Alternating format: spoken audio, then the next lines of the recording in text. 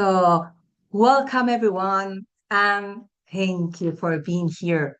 This is our first live call, and it's conceived to be like a welcome session mainly. Today we have with us, as you can see, Professor Beatriz Calvo Merino and Alejandro Romero Hernandez and myself. All those collaborators were not didn't get to join us today because they have, like, for example, Alberto rehearsals, so he couldn't join. But you are here, so it's really wonderful, and I would like to warmly welcome you to the Advanced Studies Program in Dance and Neuroscience. It's a real pleasure to have all of you with us. One of the most valuable aspects of this program is the richness and diversity of the profiles involved. We have choreographers, we have dancers, movement professionals, we have pedagogues, neuroscientists, researchers, and creating this group has been a truly meaningful process. Not only for the program itself, I am also, I think it opens the possibility to build a strong networking for you and fostering enriching professional relationships for the future. I want to mention a few of the collaborators that are not here today, like Alberto Serrano, a dancer from Marx Contemporary Dance Company, Sandra Barroso, who is also a choreographer and scientist and is also in class right now, and Sara Colomino, the program leader at Institute of the Arts Barcelona. She is also one of our members in our team. So they are gonna be joining us in the following weeks. So for now, I would like to warmly welcome all of you, and I propose, if it's fine with you, to take a few minutes to introduce ourselves one by one, the ones that you want. It's up to you, and briefly sharing who are you and what brought you to this program. Perhaps we can begin with the mentors. Myself, I'm Eva Sanchez Martz. I'm the director of the program. I'm choreographer and neuroscientist. My work was always revolved around understanding how human beings generate movement, how creativity shapes movement, and how movement becomes artistic expression. So maybe, Bea, could you tell us a bit from you? Oh, yes, of course. Hello, everybody. It's a pleasure to be here. It's very nice to see and meet all of you. Looking forward to hear about your stories and your backgrounds. So I'm a professor in cognitive neuroscience, originally a psychologist and a cognitive scientist. And I work in London at City St. George, University of London. And since the work I did during my PhD already in 2005, I started working with dancers in order to answer questions that were interested for science at that time, like questions, how does the brain process movements, dance movements, movements about the body, how does the brain process movement without the body, a lot of things about the neural processing of dance. And then I got very interested in looking more into the dancer's brain, how when you become a dancer, your brain has been shaped into this fantastic way. And then I started working with many collaborators, like, for example, Eva here, and got into developing research much more interesting that is not only useful for science, but also useful for the dance world. So you'll meet me more often, and we can discuss other things. So I'm going to leave it there. Okay, Eva? Fantastic. Alejandro, are you there? Of course, I'm here. How are you? I am Alejandro Romero. I'm a professor at Complutense University of Madrid. I'm a computer scientist, and I am also an associate researcher here at Harvard University. So trying to go back and forth between Madrid and Boston. My main connection with dancers, I have been working with dancers since 2017 or 18, more or less. My PhD was very related to dance, and now I'm working pretty close with Eva and with Bea with motion capture technologies, and I have been doing a lot of things since from video games to other technologies that can be applied to analyze how movement and dance expression can be analyzed and can be recorded, and working with data also. So that's my main connection with all the dancing, and trying to help with my knowledge in this huge program. Thank you. Thank you, I Alejandro. think that's all from. Thank you very, very much. So, guys, I invite you as participants to briefly share who are you and your main interests and motivations that brought you here in the program. Let us know. Vanessa, tell us a little bit about you.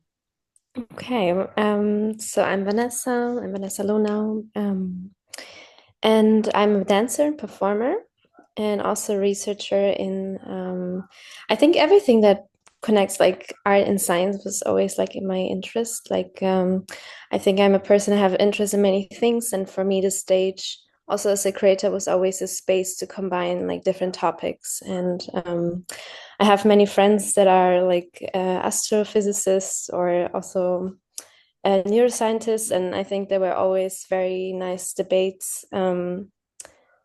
Yes, around like art and science, and I think there's so much to explore in that sense. And I always felt like even on stage to combine these topics was always like an interest of mine. And yeah, and I think specifically to neuroscience, I was always interested also in the relation of the body and the mind and the surroundings. So also like from a pedagogical perspective, for me, it was always interesting what makes us actually thrive. How do we invoke these sparks inside of ourselves? And I think it has also a lot to do with neuroscience and maybe also psychosomatic things. So yeah. Yeah, and I felt the program was a really good way to explore more of that connections. Fantastic. Thank you, Vanessa. So, Thaonian, could you maybe follow her? Yeah, I'm Zhao Nian, and I graduated last year with my master degree in contemporary dance. I'm currently teaching at the university as a instructor, teaching a dance class, but I'm also choreographing and dancing with the university right now. So my journey with neuroscience is because I'm always interested in the human experience, especially I'm very sensitive and very introspective. So I started exploring myself, starting by psychology. Then I was drawn to neuroscience and how brain works, how it moves, and how we engage with the environment, especially the cognitive, the embodied cognition is what I always interested in. So I think this program, it is not the because I started searching online of neuroscience and dance, and I saw this program, and I was like, wow, there's not many people doing these things currently in the dance world, and I think I was very interested to see how you combine these two different things together in dance, because there are dance science, kinesiologies, and dance medicine. But in the cognitive world, there's not many research and applications, so that's why I'm here. Yeah. Fantastic, Thaonian. Thank you very much. Nisia. Hello, my name is Nesia. I'm just so excited about this course. I can't believe that it exists. I know Ava from interviewing her last summer through a nonprofit that I run called the Queer Art Foundation. And I'm really interested in creating programs and systems that support people who pursue both an art and a science. But this is coming from my own, my own journey through art and science, where I did my bachelor's in ballet. And so I've trained in ballet for many, many years. But I also did my master's in neuroscience, in motor neuroscience. I was not looking at art in particular, but looking at motor adaptation and TMS and different things like that. And so I was trying to find a way to do a PhD that was combining these two things. Sorry if you hear an alarm. I think my sister's alarm is going off. But I tried to find a way to combine these two things for a PhD project. But I found a lot of professors didn't really understand where I was coming from. It was very hard to get them to want to combine methodologies and do things at the intersection. And so I thought I needed to take a step back and figure out what does it mean to even research dance and neuroscience. And so this course is I feel like the perfect way to even dive into that foundation before actually getting a project off the ground. Yeah. Fantastic. Thank you very much, Nisha. So, I know, Aga, for example, Mitra, something about you. Sorry. Okay, yes, I'm here. So my full name is unpronounceable. That's why I'm Aga. I'm Agnieszka Sterczyńska. It's perfect for international connections. So you can call me Aga, and I'm a dancer choreographer. And my journey is I'm gonna try to make it brief, because I started dancing quite late, and I had to immediately search for all the tools to support my body through this journey. However, my mind has always been too active. So as the overthinker one. And I think that what brought me directly to the course is the fact that I also became interested in neurodivergence, also getting my diagnosis. And then I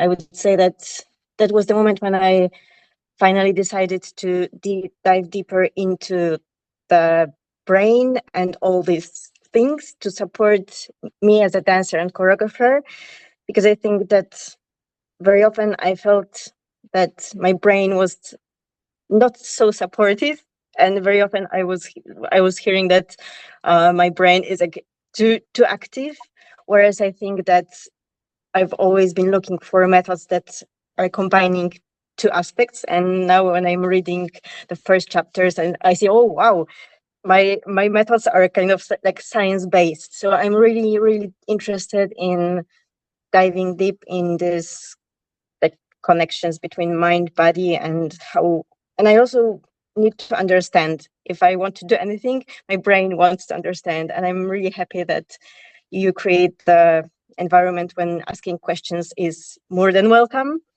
Yeah, I think that's more or less.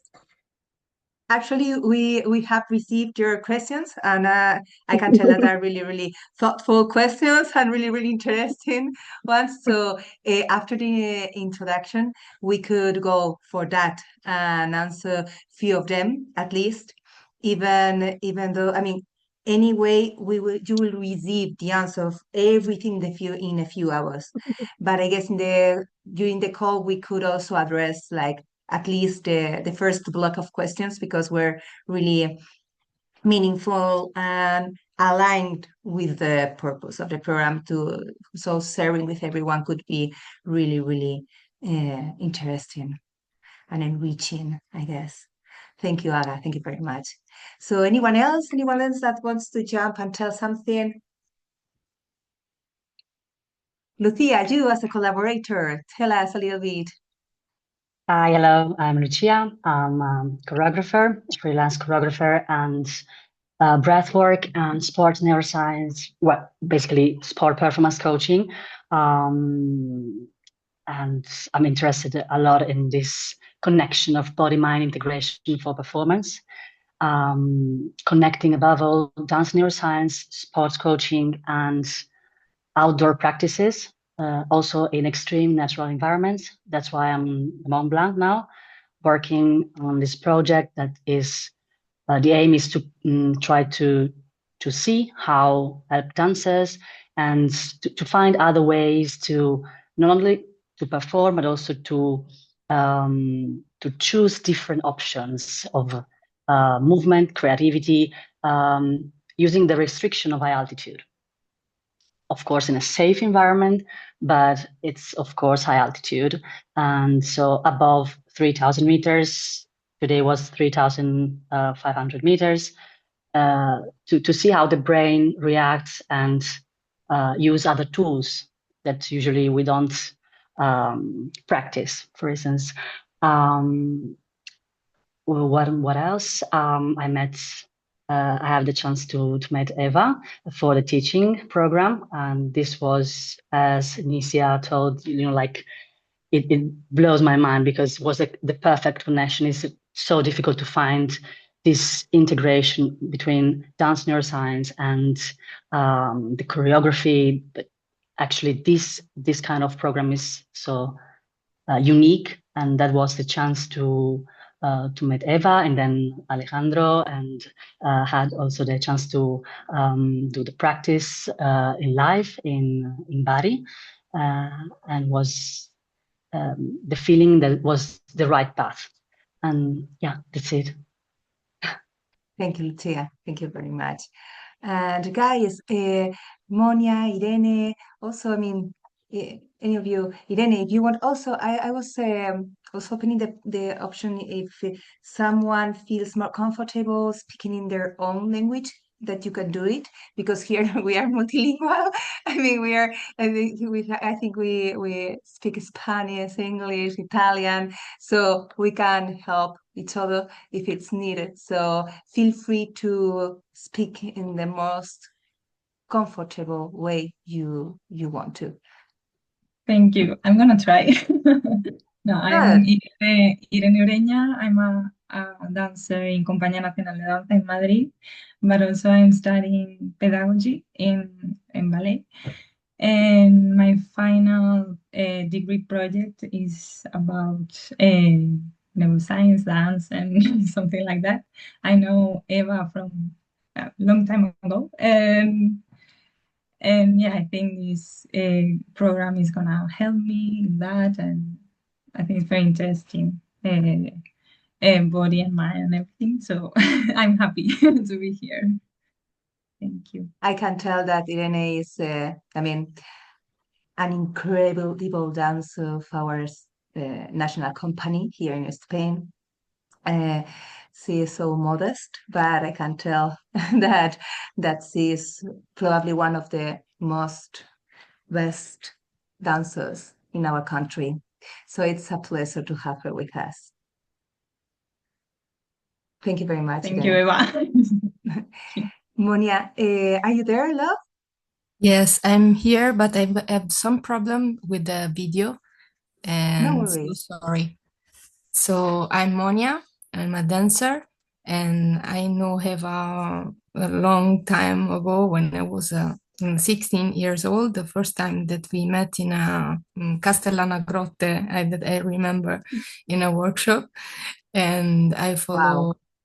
your work, and I'm so fascinated about neuroscience, and I think this program helped me to develop my project that is like I don't know really the final result, but I think this program helped me to develop.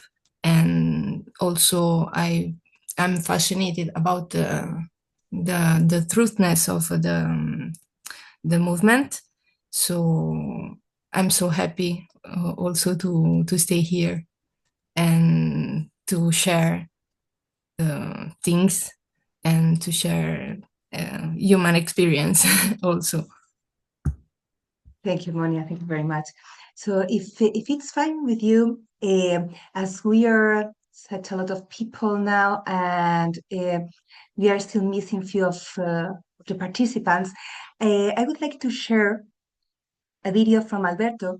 She was sending it to me yesterday and he was asking me to share it with you. It's his own assignment of the bodily constraints that is the second session of the program. So if anyone needs to leave, feel free to do it. I know you are really busy people. So just to tell you in advance that the following is going to be sharing with you this video so you have a look and have an idea of what this assignment meant to be. And we are also going to be answering questions that we have received from different students related with the first session about motor planning and creativity.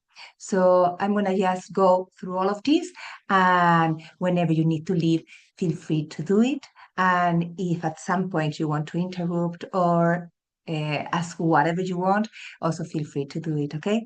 So I'm gonna share my screen and I'm just gonna play the video of Alberto that was recording it to share it with you today. So I'm gonna share my screen now, and here he is. Let me check it that I'm doing it rightly. Oh, too many things opened at the same time. And share. There we go, Alberto. Okay, is there right? Yes. Okay, I'm gonna play it.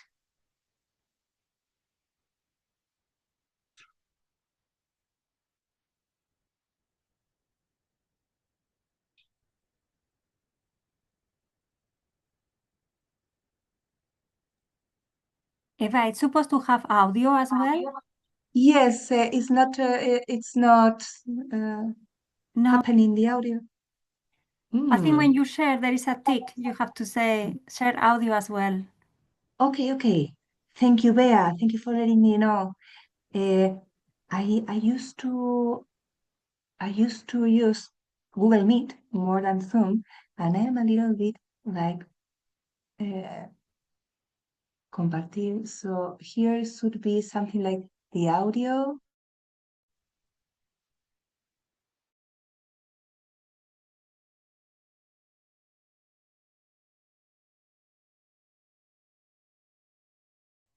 Eva, when you when you click share screen at the right bottom of the menu, you have an option that is share sound.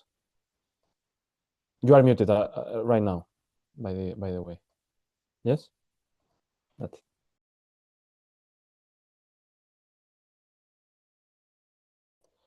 You are muted, Eva, right now. My name is Alberto. It's 10:35 p.m. I just gave my last class of the day and I started the program, and I decided to give the first task a shot today. And it's way harder than I thought it was. So starting with the leg, I think there's a certain amount of transitions you can do to make it look pretty. And I think it's hard for me to fight against my dancer instinct and take over the body's instinct to adapt, because I'm a dancer. So when I try to move, I'm like, oh, that feels nice, I'm gonna go with that, or like following form rather than feeling or instinct. So I did try it a couple of times. I will share it, but I'm not gonna say it was amazing.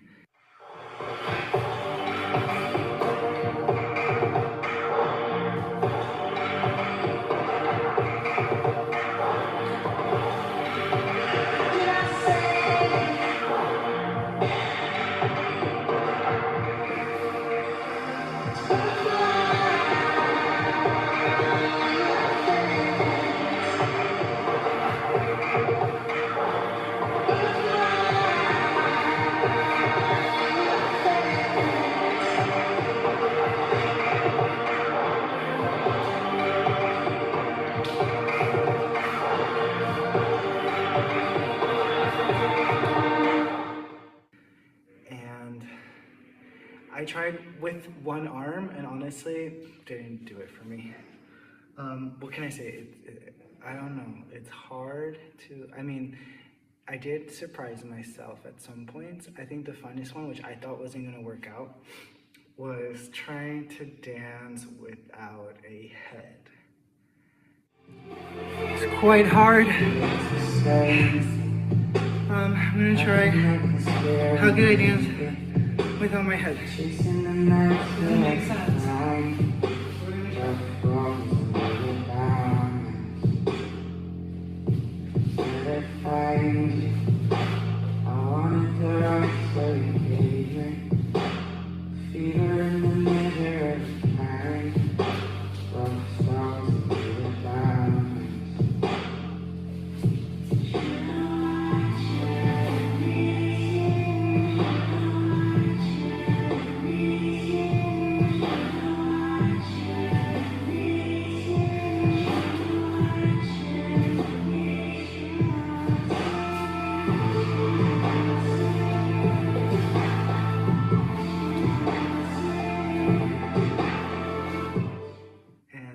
How do I make that a constraint?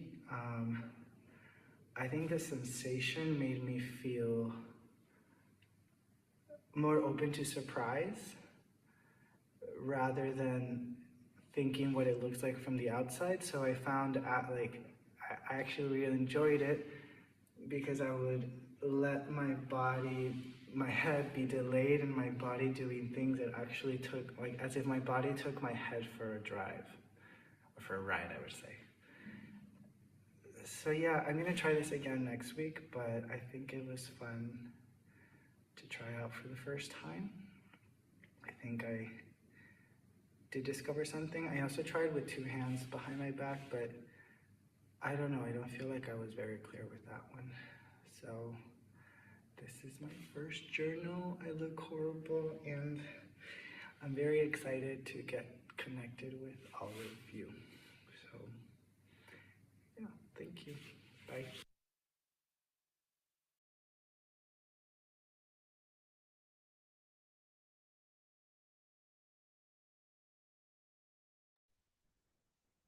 Okay, guys, so this one was Alberto. He was asking me to share it with you because he is starting this exploration.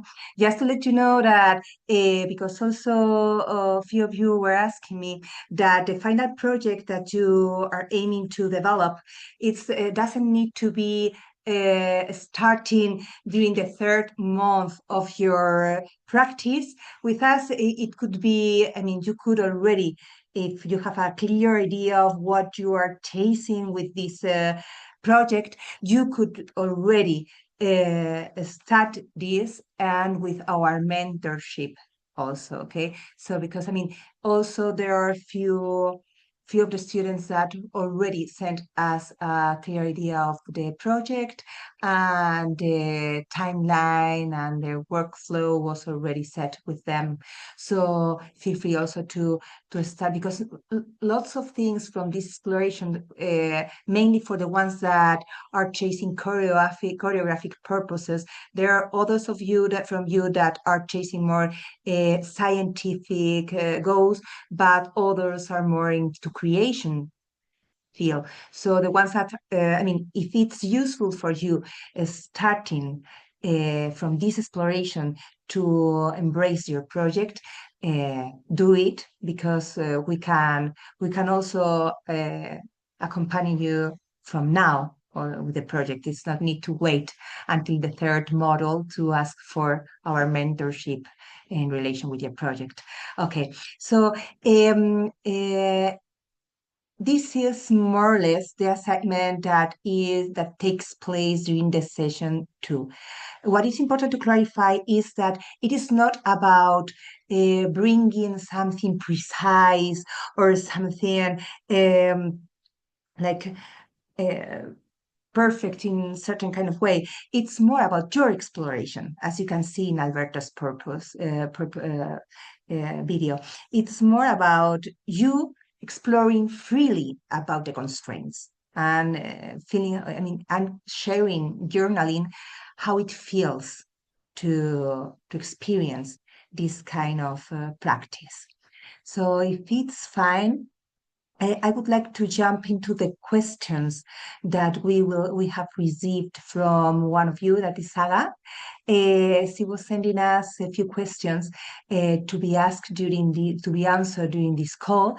I think there are really, really interesting questions. So I have prepared slides to share with you and just go through it all together. And in case you have any question you could ask during these few minutes. Okay, so again, I'm gonna share my screen so we can go directly to these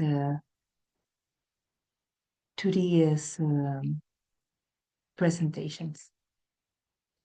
So Aga, when I was taking a look to your questions, I can tell that they are related with the whole first module, right? So I think we could also split the answers into the following sessions, if it's fine with you. Even I promise I will send to you the answers written before the end of today. Okay? Yes? So I'm sharing the screen, is right? Do you have the screen there? Right, fantastic. So here we had the first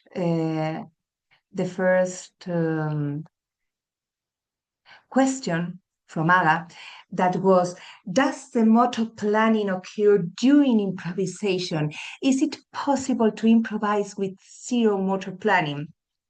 Was something like this, right, Aga? If I'm not wrong? Yes, because it was in a... Yes, it was more or less this. See, more or Yes. less. That's right, because I was extracting like the main ideas. So if I'm wrong or I understood it wrongly, please let me know so I can stop and reprogram. So from a motor learning and neuroscience perspective, no movement occurs without motor planning itself. Even in improvisation, our nervous system must establish an intention before action. We were sharing the research from Sievan and Franklin and Wilbert from 2016 that I think your question had to be with that paper, if I am not wrong. What changed is the level of explicitness and awareness, but not the existence of a planning itself. From the motor point of view, motor planning does not mean consciously deciding what exact movement to do. It refers more to the neural state that prepares the action, that establishes like a set mindset before the action occurs. It's a set of predictions, constraints, expectations that is established before the execution.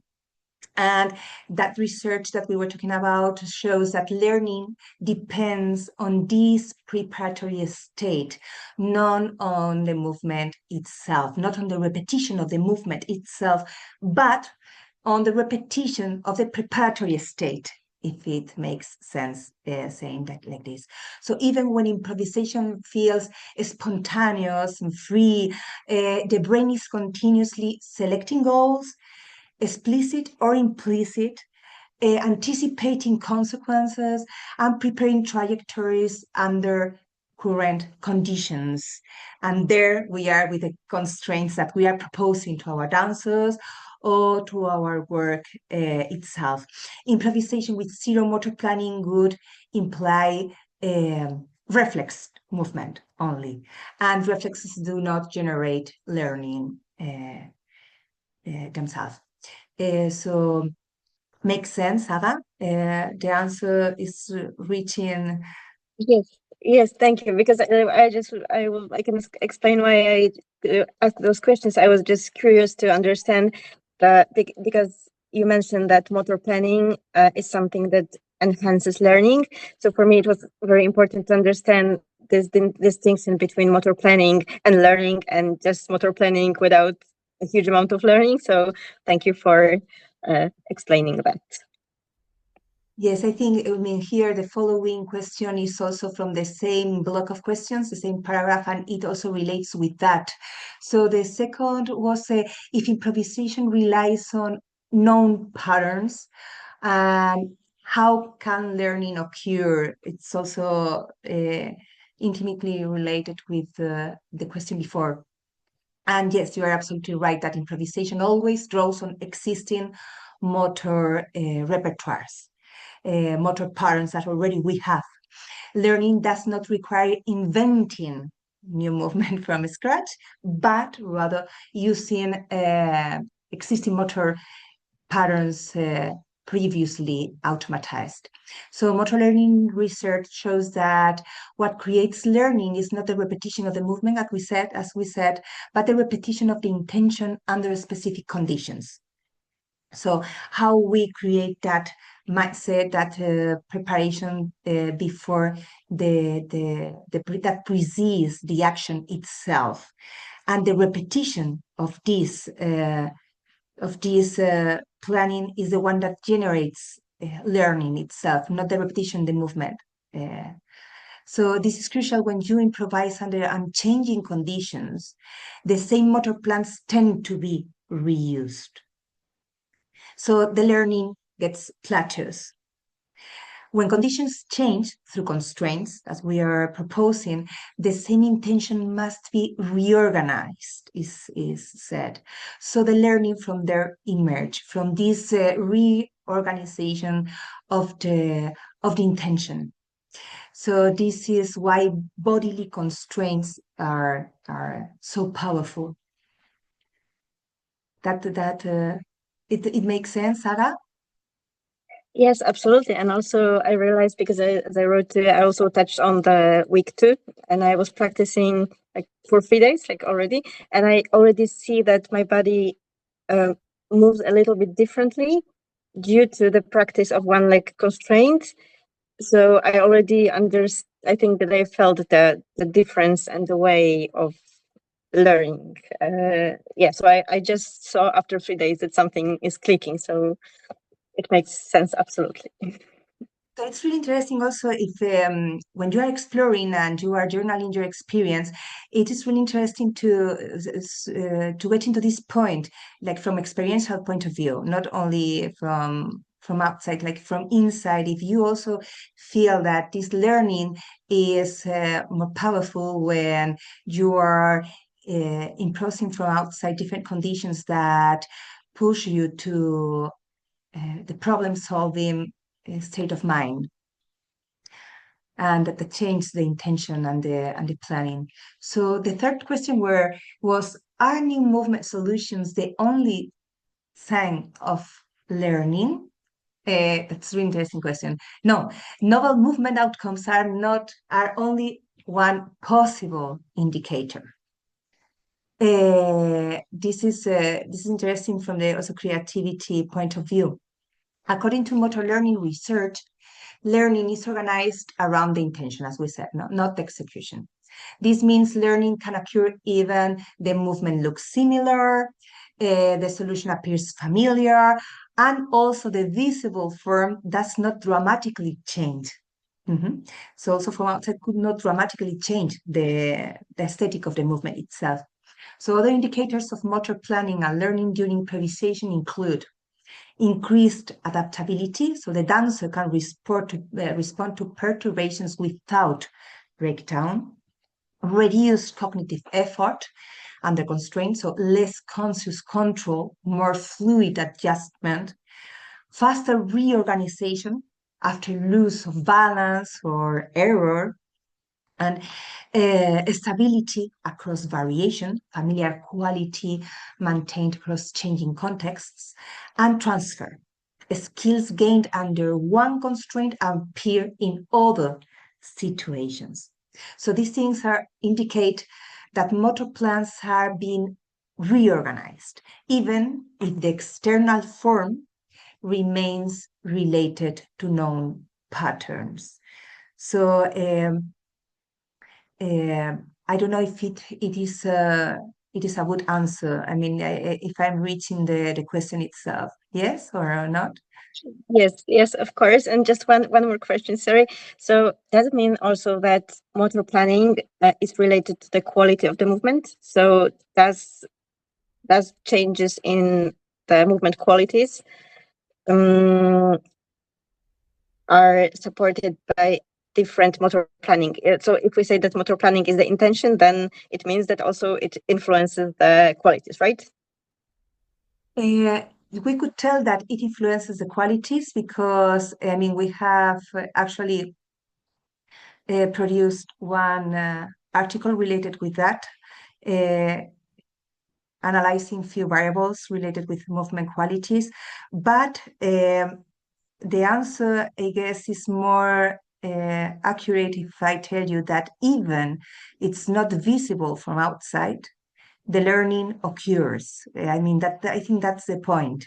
That maybe also afterwards, after exploring, experiencing, and practicing, we could get different qualities, and from choreographer point of view and from teaching point of view, that's the interesting side of things. But we have to take in account that before that happening, the learning is already it's already occurring, it's already there. Even maybe the first stage are not giving us that outcome yet. So it's necessary to practice, like, and to trust in the process, no? As we used to say inside the studio. So the fourth question was, is the presence of a constraint enough to enhance motor planning? So the answer is yes. If the constraint is meaningful, I mean with meaningful, if it reaches the engagement of the individual. Bodily constraints function as intentional reorganizers. They force the nervous system to abandon habitual motor plans, generate new intentions for the same task, and repeatedly solve the same problem under different conditions. So each repetition under constraint is not repetition of the movement, but rehearsal of a new intention. And that's where the learning appears. This aligns directly with the motor learning findings showing that motor memories are separated by intention, not by action.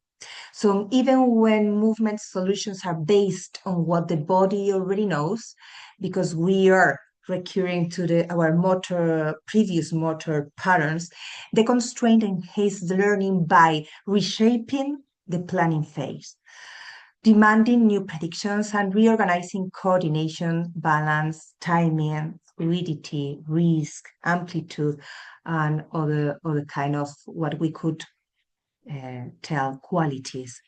So creativity from this perspective is not the absence of a structure, but it is the continuous production of new motor plans under this constraint or under this different land of constraints that you can design for your dancer, for yourself, for the creation of a new choreographic piece, or whatever your work is aiming you to do.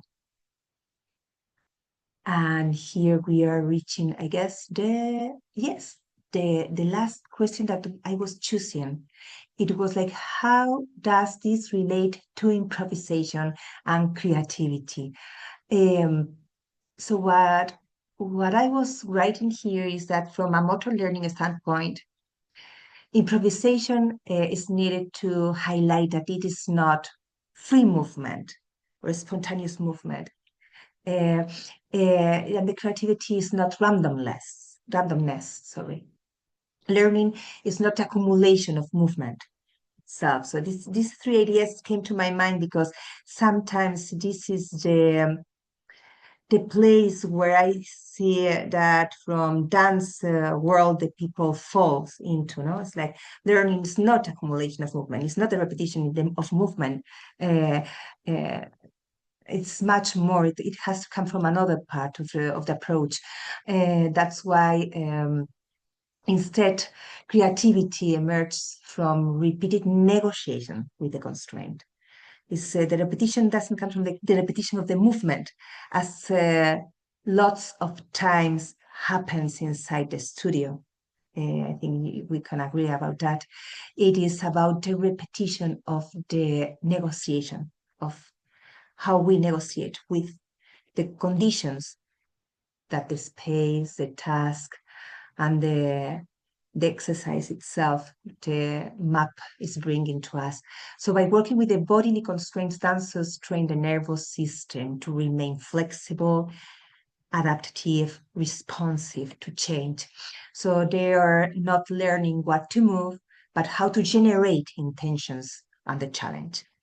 This is why creativity becomes a trainable, embodied skill rather than an abstract or purely expressive one. And this is also one highlight that I want to repeat now, because lots of time, I mean, I have heard this like millions of times, that creativity is not trainable. I don't know if you have heard that, but I have heard that like sadly lots of time. And it's embodied skill, and as many other skills are trainable and has to be trainable.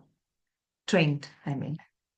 If you're a dancer, choreographer, or a person in general, I guess.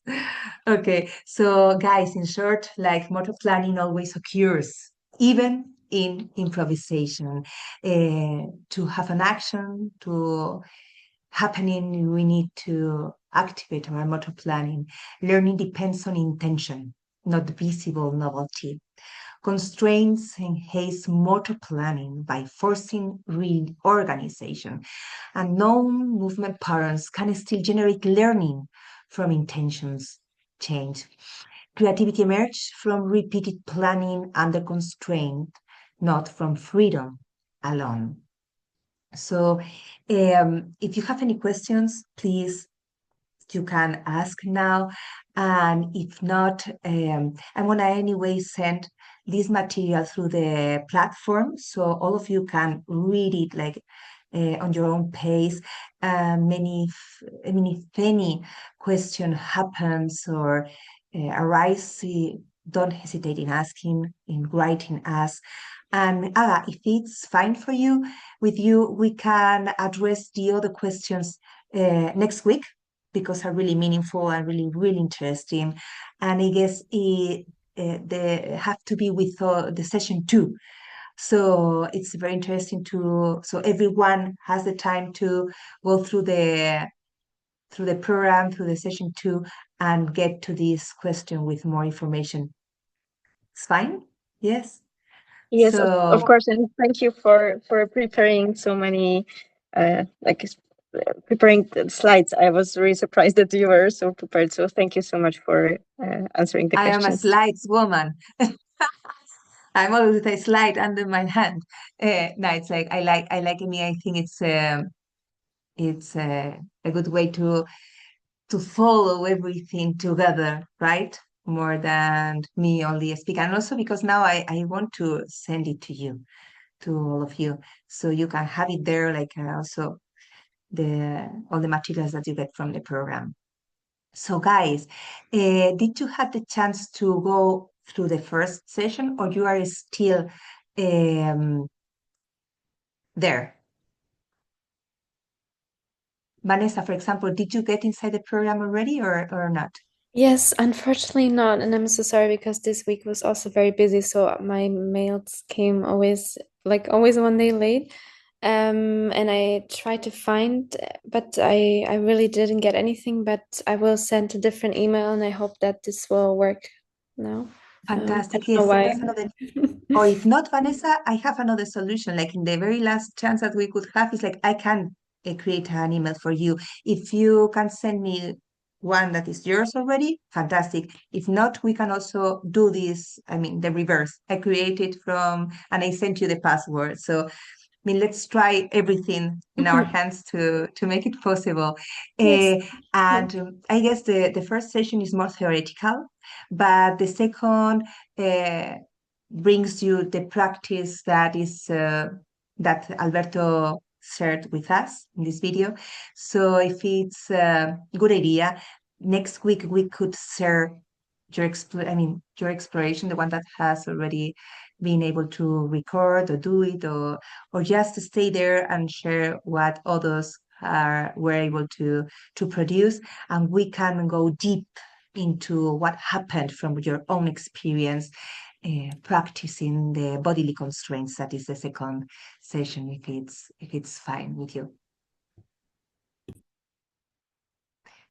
So guys, do you have any question or anything that you would like to share with us?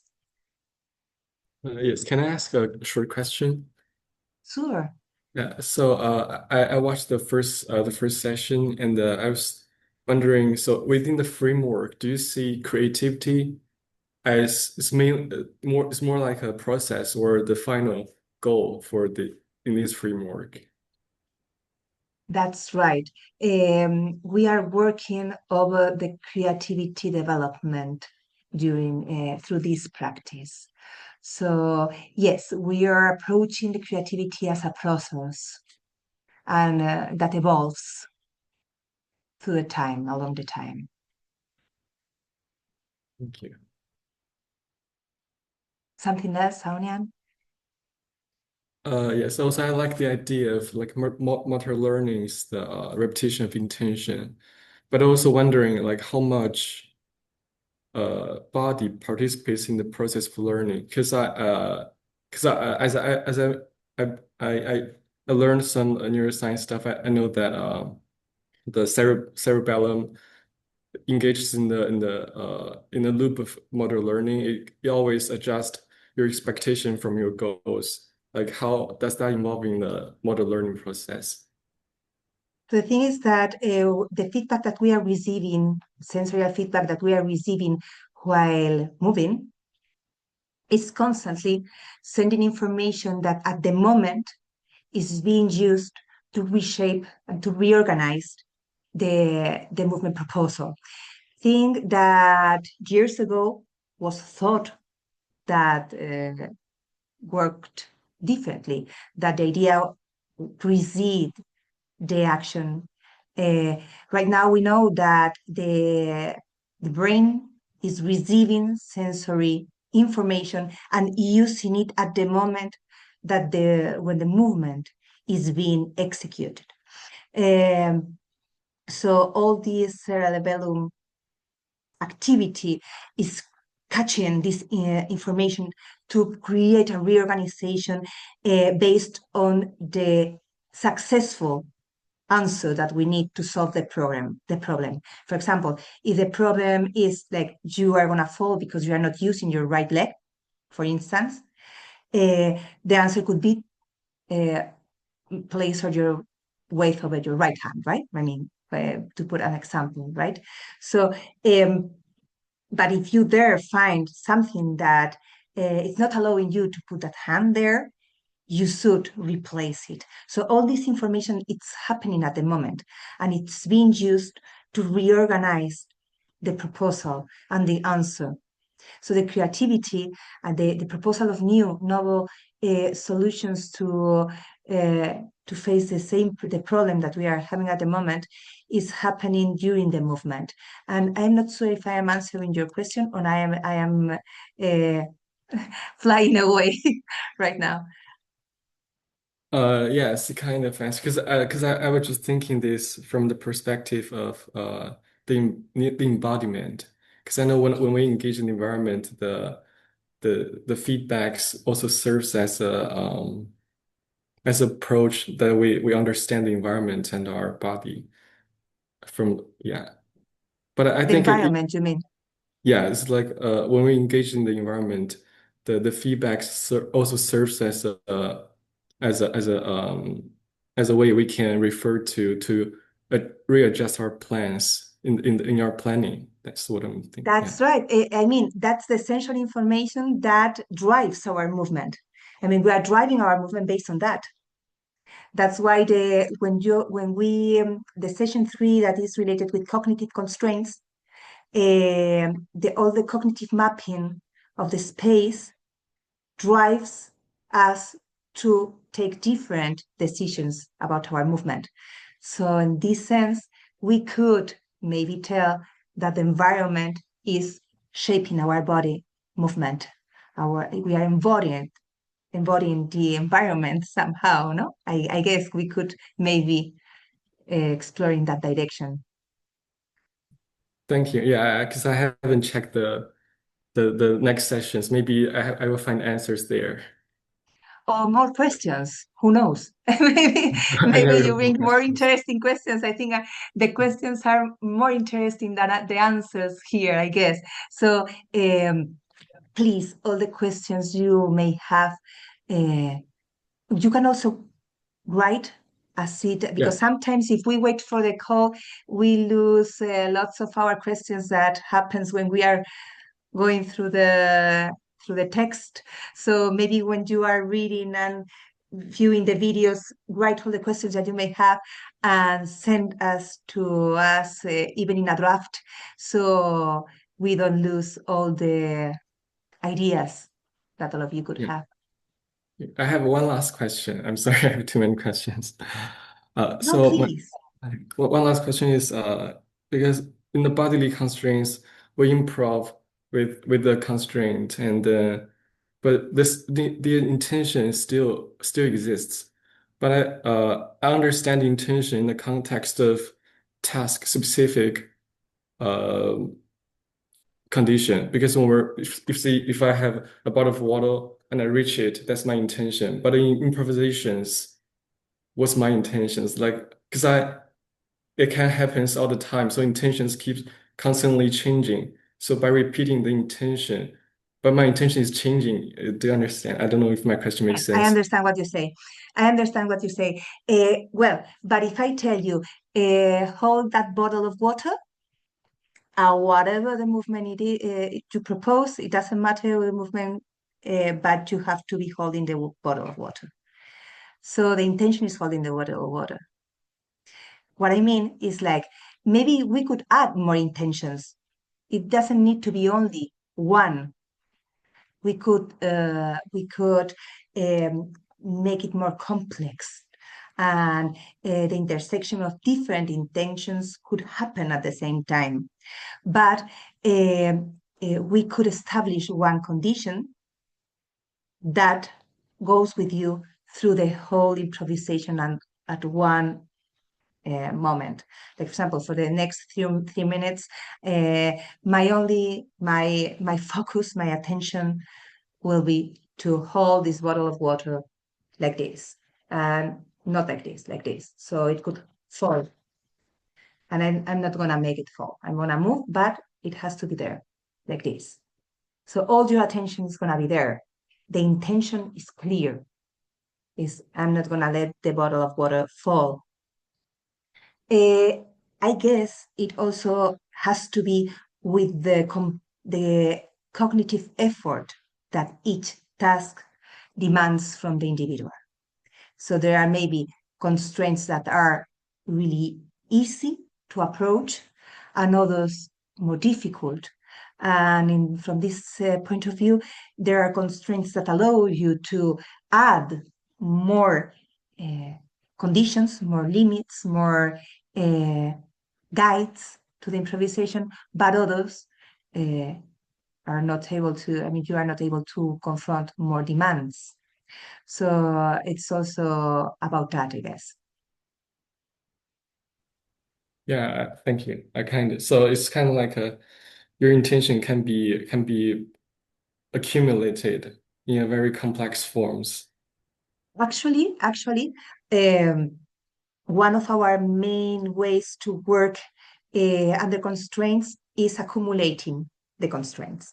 So we start from one that could seem more simple, and keeping that, we add another layer and another layer, another layer, another layer. So the complexity becomes like huge, because the dancer has to hold different intentions at the same time and manage different sensory inputs at the same time.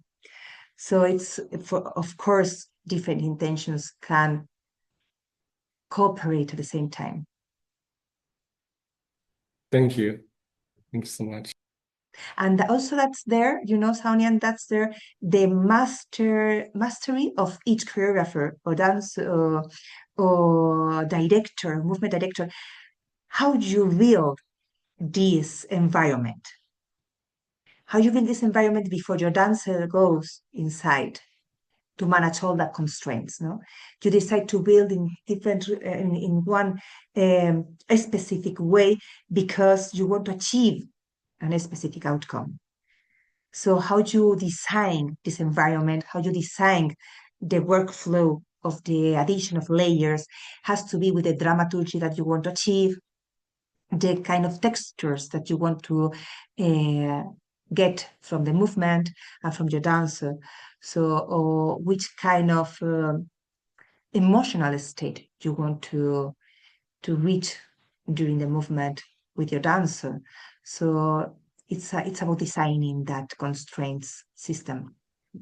Yeah. Oh, I can understand. It's not like it's not like a yes or no question, but it's more like how do we provide a solution? It's not like did I reach the bottle, but it's more like how do I hold this balance, like open solutions too. Yes. Okay, thank This you. way also the dancer is free to propose, and it's has more sense for the creation, I guess. Yeah. Next time I will put my question in the form. Because Yes, yeah. good. Yes, also because this way, I mean, you can always do the questions however you want. In life, writing, it's everything is more than fine. It's just because this way also we can register it and return it to you written. So you have it there, and you can also return to it whenever you want. But I'm happy also to receive the questions like now, at the moment, also because lots of questions could happen like this, like at the moment, no, not previously thought. So thank you very much. Thank you, guys. So if any of you have something else to add, if none of you have anything to add, we will end the call now. And you know that you can always find us through the support channel, the support email, also through the form that you can find in the calls. For the following week, I'm going to propose a different day and different timing, so everyone has a chance to join us at some point, because we have people from LA. From them, the time zone changed a lot. And also, I mean, to bring different options for everyone. So I will write you soon. Thank you very much. And thank you, Bea. Thank you for being here with us now. It's a pleasure to meet everybody. I'm looking forward to more conversations together. All the questions were fantastic. So it's very nice to hear what all of you very young people and what is coming through your minds and how can we answer these questions. So nice to meet you and have a lovely weekend. Have a lovely weekend, guys. Thank you, you too. Ciao. Thank you so much. Thank you. Thank you. Bye. Bye. Thank you. Thank you, guys. Thank you.